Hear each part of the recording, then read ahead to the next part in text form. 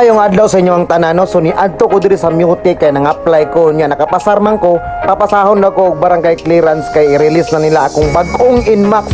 So ilan ang gi-check ang brake light og hazard. So mugaan na, yun na kay brand new pa man kayo na. So lipay na kay ko ani kay gusto na jud kay mo angkas aning motora ba kay simpre Inmax gud niya. Og usa pa bagong inutang. So magbayad pa day ko anig 3 years day no. So ilahan ang gikarbonan ang chassis number og engine number. Kay ang purpose ana kay kung imo nang ilabtan, imo nang ilistan og engine og ilistan nimo og kaha pangka jud ka kay na jud na dito sa ilang kasulatan day no. Bawal jud na ilisdan og makina og chassis kay tungod ang kanang number ana naka-fix jud na sa iyahang unit. So dire, lipay na kay ko dire kay murag hapit ta sila na human kita ora nagsad mirror. Wala na gilihok-lihok na gimikos-mekos na nila akong motor. So lipay na jud kay ko ana kay ka-drive na lagi ko. Gusto na ko muuli ba kay nami kay drive ning brand new imong motor. So gikarbona na pud ang chassis number. So hapit na jud na human.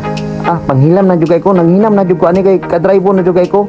Kini laging brand new palagi. First time din ako nakakuha og brand new na motor kay kasagaran sa akong motor mga second hand yun na kay di pa takapod sa una pero karon ambot lang karon nga brand new naman ko base og nakapod na tingali nyo ang Pastor France no.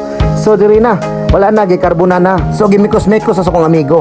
Ilang gikarbona og ilang gibutang ag tape ka para mutatak ang number dito sa papel no.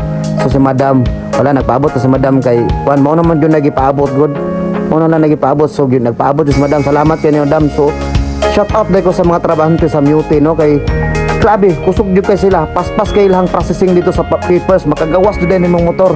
So kisa tong maggusto mangutang og motor or muka sa motor dool naman sa Mute kay anak kanindot sa Mute, gwapo kay ilang servicing. Kaya anak kanindot dito sa Mute kay kung kumpleto na imong mga papers, ay wala na daghang istorya dira. Down nimo og imuhang mga papers mapasa na, ay way langan-langan. I-release din na nila ang imuhang gi-applyan na motor. Mo ni nakanindot dito sa Mute kay paspas jud kay ilang pag-process.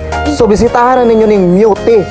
So niadto na ko dito sa sulod sa opisina kay nag-down ako. So pag human ako down daghan kay gugipang permahan dire kay kung itakas-takas akong motor sino kay pusas oy. Wow!